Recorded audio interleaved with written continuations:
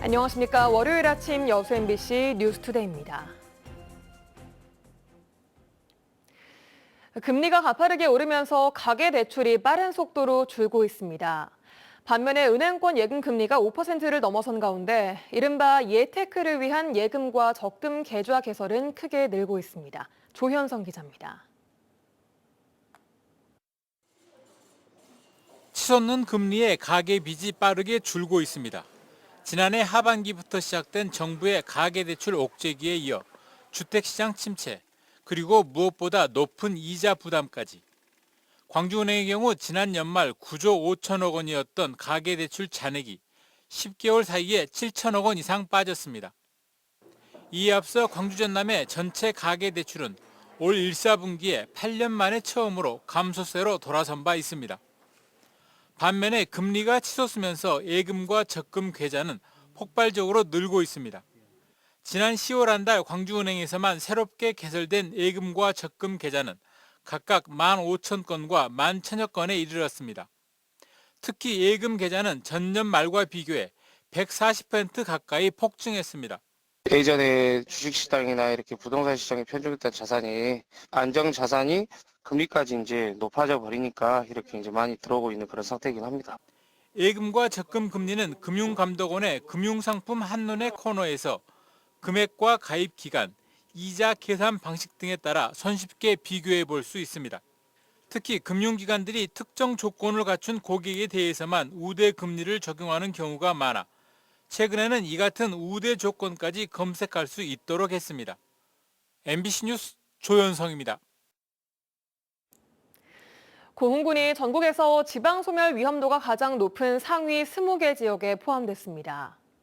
최근 산업연구원이 발표한 K지방소멸지수 개발과 정책과제 자료를 보면 고흥군의 지방소멸 위험도는 경북 의성군에 이어서 전국에서 두 번째로 높아 소멸 우려 지역에 포함됐습니다. 여수시와 광양시는 소멸 선제 대응 지역에, 순천시는 소멸 안심 지역에 포함됐으며 신안군 등 전남 13개 시군은 소멸 위기 지역에 이름을 올렸습니다. 농협은 농민들이 안정적으로 농업에 전념할 수 있도록 판로를 열어주거나 농산품을 대신 판매해주는 역할을 하는데요. 그런데 고흥의 한 농협이 농작물 거래에 거의 관여하지 않으면서 10수년 가까이 판매 수수료만 챙겨왔다는 주장이 제기됐습니다. 강서영 기자가 취재했습니다. 20년 가까이 고흥에서 친환경 곡물을 재배해오고 있는 조공선 씨. 저장 창고와 운반용 지게차까지 갖추고 직접 유통까지 하고 있습니다. 이런 조 씨에게 어느 날 파령농협 측은 친환경 곡물 유통 실적이 필요하다고 제안해왔습니다. 제안을 받아들인 조 씨는 그때부터 거래처와 직접 거래하는 대신 농협을 끼고 곡물을 공급하기 시작했습니다. 실제로는 변함없이 조 씨가 직접 재배한 쌀을 운반하고 유통하고 있었지만 농협은 조 씨에게서 쌀 40kg당 1,000원의 수수료를 떼왔습니다.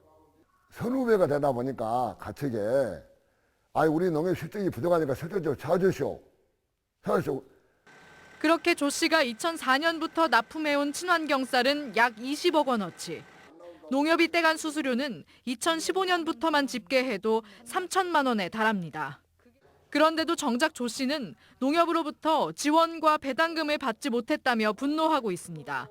농협이 유통 과정에 거의 관여하지 않으면서 거래처와 판매 수수료, 유통 실적만 챙겼다는 겁니다. 이거는 받은 물지 말고 줄 줄은 모르냐.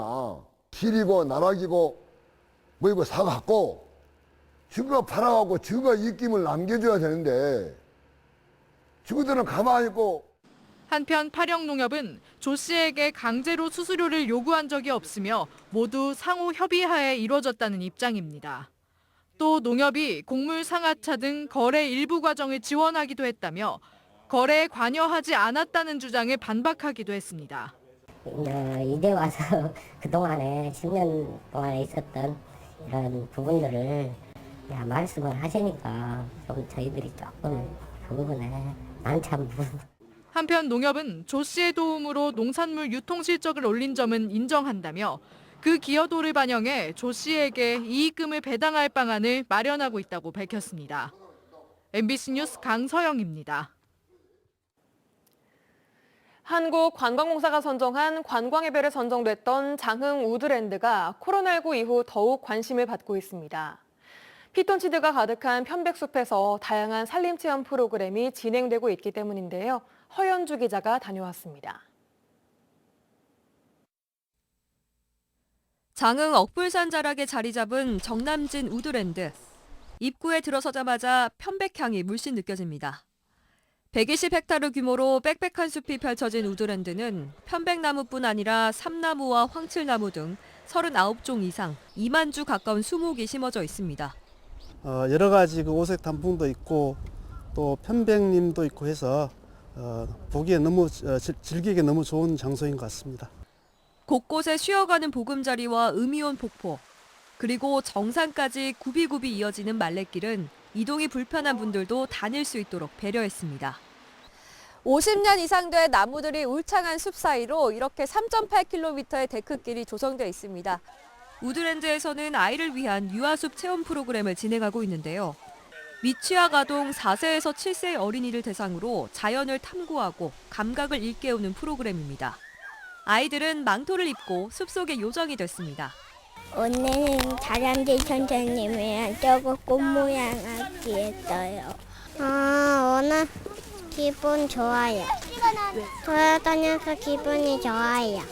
놀이로 유대감을 형성하고 사회화를 학습하는 데 제격이라고 합니다. 숲속에서는 도구가 없어도 이렇게 그림도 그릴 수 있고 놀이가 다양하다는 걸 아이들한테 알려주고 있었어요. 일상의 스트레스를 해소하며 숲을 거니는 숲해설, 그리고 자연의 공기를 호흡하며 명상하는 산림치유 프로그램도 인기를 끌고 있습니다.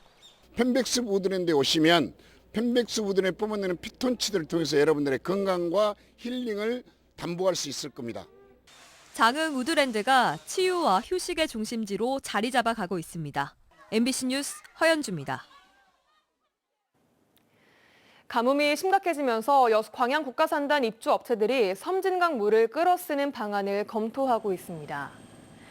한국수자원공사와 여수 광양산단 업체들은 가뭄 장기화로 주암댐 용수 감량이 불가피할 것으로 보고 하루 10만 톤의 섬진강 하천수를 추가 확보하는 방안을 협의 중에 있습니다. 이들은 또 물 추가 공급 시 예상되는 섬진강 수계 주민들의 피해 보상도 마련하고 있습니다. 여수 광양산단에는 주암댐 용수 70만 톤, 섬진강 하수 20만 톤 등 하루 평균 90만 톤의 공업 용수가 공급되고 있습니다. 광주와 전남 소방당국이 제한급수 시 발생할 소방용수 부족을 해결하기 위해 대책을 마련하고 있습니다.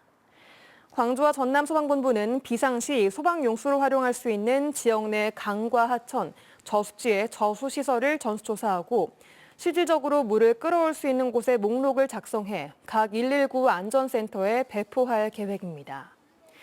지난 18일 기준 광주의 주요 상수원인 주암댐과 동복댐 저수율은 약 31%로 내년 3월 고갈이 우려되는 상황입니다. 광주와 전남 지역 어린이 통학버스 10대 중 6대가 안전규정을 지키지 않고 있는 것으로 나타났습니다. 한국교통안전공단 광주전남본부 등 지역 유치원과 학교, 초등학교 등 47개 기관의 어린이 통학버스 916대를 조사했더니 전체 62.8%인 631대에서 시정 상황이 발견됐습니다.